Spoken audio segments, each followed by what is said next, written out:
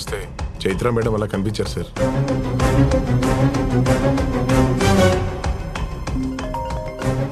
వీడు ఫోన్ చేస్తాడేంటి? అమ్మో నేను ఎత్తాను.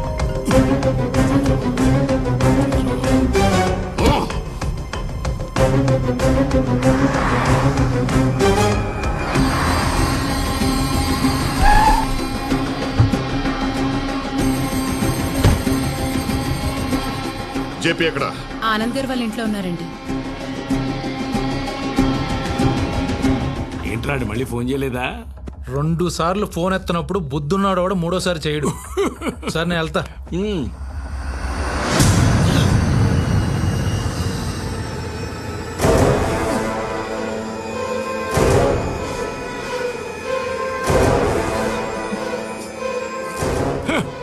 ఏమిట్రా అక్కడ ఆగిపోయావు?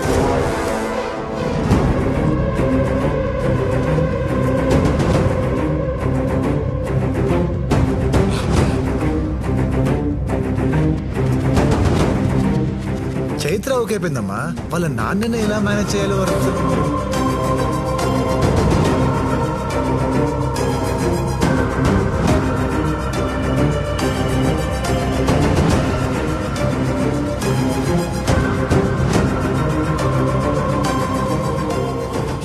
చిన్నప్పుడు నా కూతురు జోలికొస్తే తిట్టానని పగపట్టి నీ కొడుకుని నా కూతురు మీదకి పంపావా? ఇదంతా నువ్వు ఎగ్జిక్యూట్ చేస్తున్నావా చెప్పి? అది కదా నా మాట.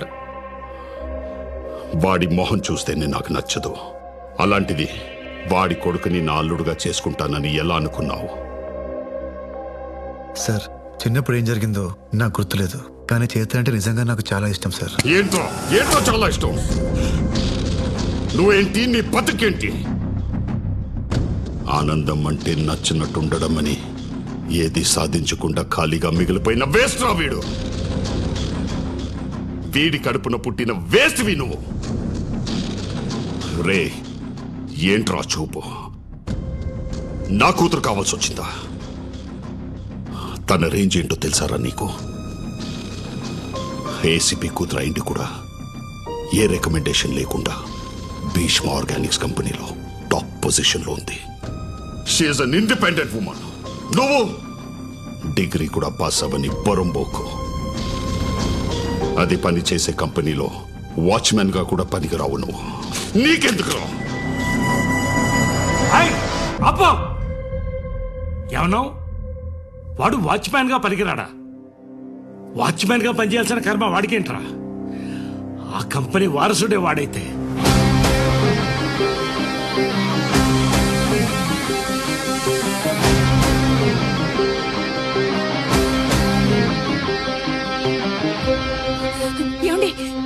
ఊరుకోవే. వాడికి మాట్లాడకుండా పెంచుతానని పెద్ద ఆయనకి మాటిచ్చాను. ఈ రోజు ఎవడో వచ్చి ఏదేదో మాట్లాడుతుంటే నేను ఊరుకోలేను. ఏంటి వాడి బతుకెంత? నీ కూతురు ఆఫ్టర్ ఆల్ ఆ కంపెనీలో ఉద్యోగం చేస్తున్నందుకు అంత గర్వంగా ఫీల్ అయిపోతున్నావే? ఆ కంపెనీకి కాబోయే సీఈఓ రావాడు.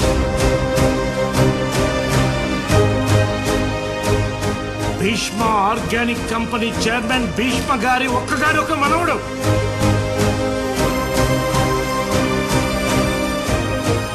ఆయన 1000 కోట్ల ఆస్తికి అధిపతి అతను.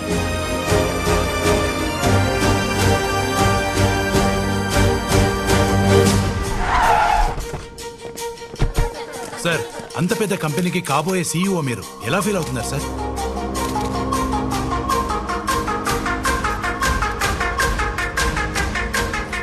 కొత్త సీఈఓని ప్రకటించిన భీష్మ ఆర్గానిక్స్ కొత్త సీఈఓ.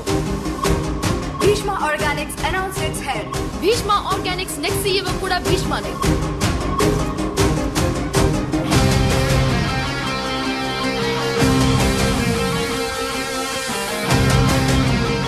I am shocked.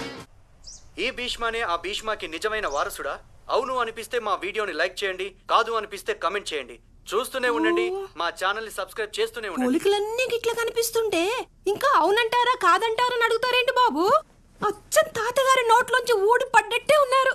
ఈ ప్రపంచానికి కావాల్సింది పోలికలు కాదు ప్రమీల, ప్రూఫ్స్. అసలు ఆయన ఫస్ట్ టైం చూసినప్పుడే లోపలేవో వైబ్రేషన్స్, రక్త సంబంధం అంటే ఇదేనేమో.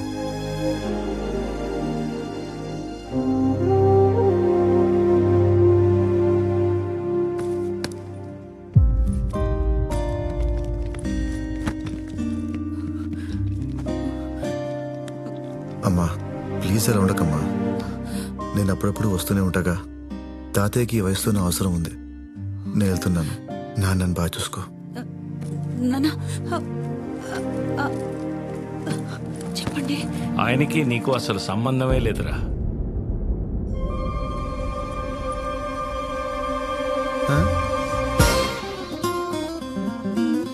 అవునరా, మీ తాతయ్య గారు ఈయనే, వెలగపూడి నరసింహారావు గారు. నా చిన్నప్పుడే పోయారు. నాన్న, ఇది జోక్ చేసే టైం కాదు. జోకులు నేనెందుకు చేస్తాను రా? పాయింట్ బ్లాంక్ లో గన్ను పెట్టి ట్రిగ్గర్ మీద వేలు పెట్టి సీరియస్ గా ఊగిపోతుంటే వాడికి ఉన్న టెంపర్మెంట్ లో నేనేం చేస్తాడన్న భయంతో అలా చెప్పేశాను రా. నువ్వు చెప్పావు సరే, మరి మీడియా ఎందుకు వచ్చింది? నేను చెప్తే వచ్చారా. మీ నాన్న నువ్వు వారసుడని చెప్పగానే ఆ దావాగాడు షాకుల గన్ను నీ వైపు నుంచి నా వైపు తిప్పాడురా. ఆ కంపెనీ వారసుడే వాడైతే అది నిజం కదని వాడికి ఏమాత్రం డౌట్ వచ్చినా ఫస్ట్ పోయే ప్రాణం నాదేని అర్థమైంది. ఏదైతే అది అయింది, తర్వాత చూసుకుందామని మా మీడియా గ్రూప్ లో నువ్వే సీఈఓ అని మెసేజ్ పెట్టేశాను. మీడియా సంగతి నీకు తెలియదేముంది? బ్రేకింగ్ న్యూస్ అనగానే బ్రేకులు లేని బళ్ళేసుకొచ్చేస్తారుగా. హే హే, మీరంతా నాతో కామెడీ చేస్తున్నారు కదా. ఆయన పేరు భీష్మ, నా పేరు Bheeshma. Then how? No no. అందుకే నమ్ముతాడని కాన్ఫిడెంట్ గా చెప్పాను రా.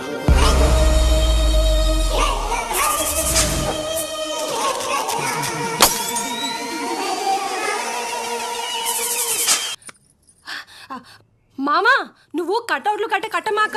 ఈ అబ్బాయి అసలు వారసుడు కాదంట.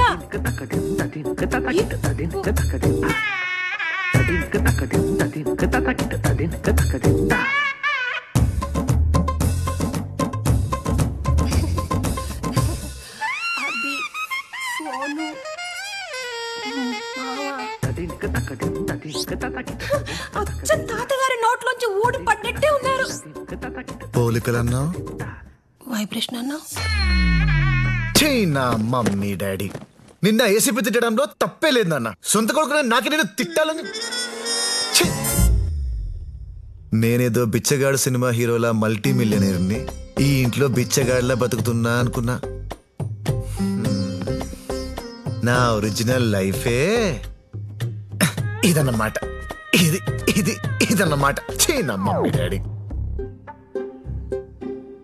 అవునమ్మా, మధ్యలో ఏవండి అని ఎమోషనల్ గా అరిచావు. ఏ మీ నాన్న నోటికొచ్చినట్టు మాట్లాడుతుంటే ఆపుదామని అరిచానురా. దాన్ని కూడా ఆయన బిల్డప్ కు వాడేశాడు.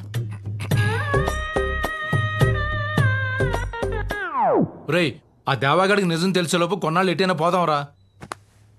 ఎక్కడికి వెళ్ళేది? ముందు ఈ విషయం చేతలకు చెప్పాలి.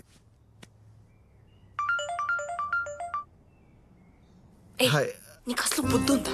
నోటికి ఏదొస్తే అది చెప్పడమేనా? మా కంపెనీకి సంబంధించిన ప్రతి విషయం నాకు తెలుసు. నువ్వేంట్రా మా కంపెనీకి సీఈఓ? నువ్వు చెప్పిన మాటలకి మా నాన్న ఏమంటున్నాడు నువ్వే చూడు. నా కూతురు ఒక్కడిని సెలెక్ట్ చేసుకుందంటే వాడు ఖచ్చితంగా నా అంచనాలకి తగ్గట్టే ఉంటాడు. భీష్మ గారు మనవడు అనే దానికంటే ఇంకా గొప్ప విషయం ఏముంటుంది చెప్పు. రేపు ఆ కంపెనీకి సీఈఓగా అనౌన్స్ అయిన వెంటనే మన చైత్రనిచ్చి పెళ్లి చేసేద్దాం. ఇప్పుడు నిజం తెలిస్తే ఆయనకు నేనేం సమాధానం చెప్పాలి? లైఫ్ లో నీ మొహం నాకు చూపించకు. Good bye. చిత్ర చిత్ర అందరూ అనంతగిరి హిల్స్ వెళ్దామని డిసైడ్ అయ్యాం. నువ్వు అదే బ్యాగ్ తో వస్తావా?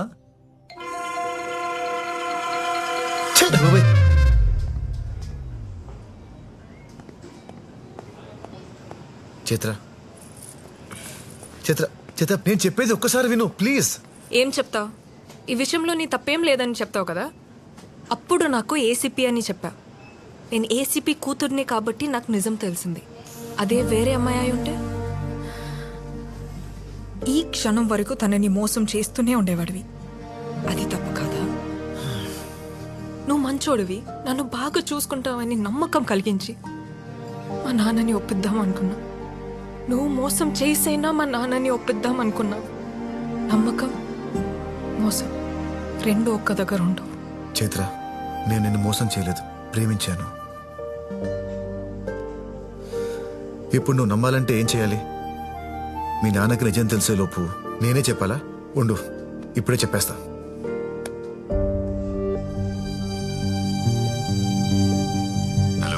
హలో సార్, ఎక్కడున్నారు?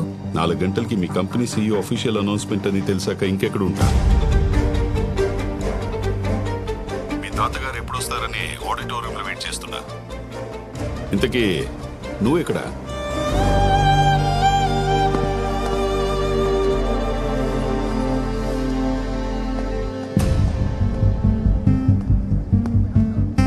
సార్ భీష్మ, నువ్వేంటి రెడీ అవ్వకుండా ఇలా వచ్చావు? అది కాదు సార్, అసలు ఏం జరిగిందంటే. ఏం జరిగినా ప్రెస్ మీట్ అయిన తర్వాత ప్రశాంతంగా మాట్లాడుకుందాం. మీ తాతయ్య. సార్ అది కాదు సార్. Good evening everyone. మన కంపెనీ యానివర్సరీ రోజున నెక్స్ట్ CEOని ప్రకటిద్దాం అనుకున్నాను. కానీ ఇంతలోనే ఒక న్యూస్. అది నిజమా అబద్ధమా అని మీ అందరిలోనూ ఒక confusion. Let me give you a clarification. మన కంపెనీకి నెక్స్ట్ CEO ఎవరు అన్న విషయం నాకు తప్ప వేరెవరికీ తెలియదు. కానీ ఆ విషయం మీడియాకి ఎలా తెలిసిందో నాకు ఆశ్చర్యంగా ఉంది. But that news is 100% true.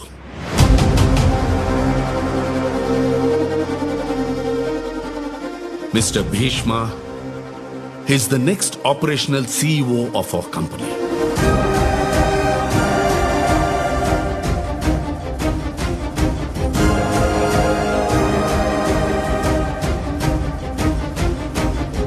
There is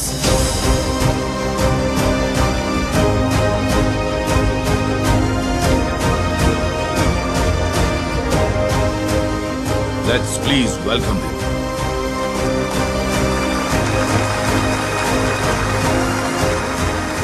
suit వేసుకుని వచ్చి ఉంటే ఎంత బాగుండేది.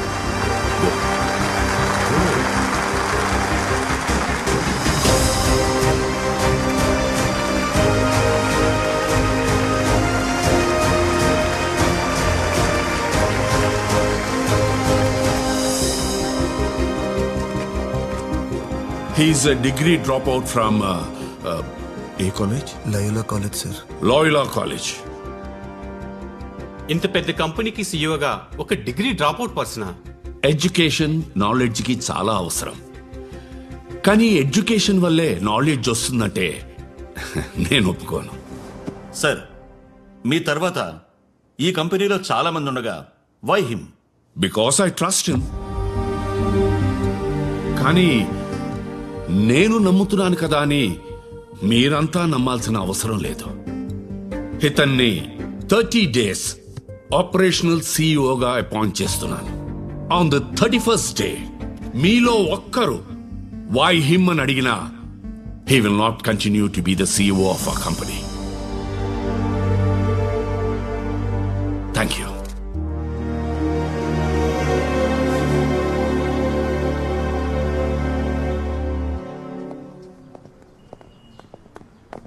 సార్, టీవీలో వచ్చింది ఫేక్ న్యూస్ అని మీకు తెలుసు, నాకు తెలుసు. మరి నన్నెందుకు సీఈఓగా అనౌన్స్ చేశారు సార్? ఆ రోజు టీవీ షోలో ఏదో 4 మాటలు మాట్లాడానని మీరిలా. నీ మాటలు నచ్చితే నీకు ఉద్యోగం ఇస్తాను. CEO పొజిషన్ కాదు. 4 రోజుల్లో నువ్వే బెస్ట్ అని ప్రూవ్ చేసుకో. 31st day ఈ నిర్ణయం ఎందుకు తీసుకున్నానో నేను చెప్తాను.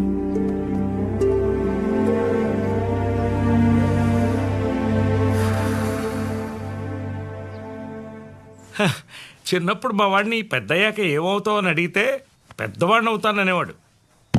దాని అర్థం నాకు ఇప్పుడు అర్థమైందయ్యా. పెద్దవాడిని అవడం అంటే నిలువున ఎదగడం కాదు, నిలువెత్తున ఎదగడం అని. CEO అయిపోయాడు మై సన్. వెళ్దామా? హే, నిన్నెక్కడో. ఏంటప్పుడే? హే పర్విల్ భయ్యా, నువ్వేంటి ఇక్కడ? డ్రైవర్ రా. నా ఫ్రెండ్ అన్న. చిచే, డ్రైవర్తో ఫ్రెండ్షిప్ ఏంటి అసహ్యంగా? డ్రైవర్తో ఫ్రెండ్షిప్ కాదు, ఫ్రెండ్షిప్ వల్ల డ్రైవర్ అయ్యాను. మీ వాడు నా జీవితంలో కేవలం 2 సార్లు కలిసాడు. 2 దశాబ్దాలకు సరిపడా నా జీవితాన్ని సంక్రాంతి చేశాడు. భయ్యా ఫస్ట్ టైం నీకు జాబ్ పోయిందంటే దానికి కారణం నేనే ఒప్పుకుంటాను. సెకండ్ టైం నేనేం చేశాను? ఏం చేసావా? మై ఫ్రెండ్ విల్ కంటిన్యూ అని చెప్పి నీ చేతిలో నా చేతిలో పెట్టి నువ్వు వెళ్ళిపోయావు. ఏం పెట్టాడు? మైక్ నాన్న. ఓ ఆ తర్వాత మా ఎండి గారు పిలిచారు. సేమ్